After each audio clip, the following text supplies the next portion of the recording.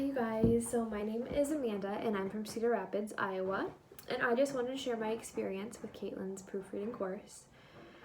So before this course I was working, and on my days off I was going to school, so I had a full-time schedule, and then I got pregnant, and that was scary and a surprise but also super exciting. And I decided that I wasn't sure if I wanted to continue going to school and then going into career that was going to take up a lot of my time that I couldn't spend with my baby. So I just started rethinking my plans, and I got online and started searching jobs that I could do from home. And one of those jobs was proofreading. So I found a link to Caitlin's course and I watched her video, which was long and informative and super helpful, and I just got a lot of hope from it.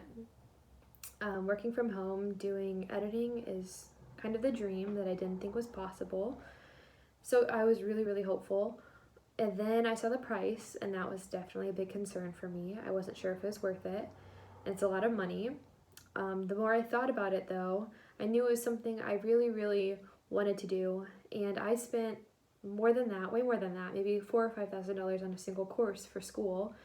And this wasn't even close to that. And so I just decided to take the leap, and the part of the course that resonated the most with me was that there's a real market for this and that it's not a far-fetched idea.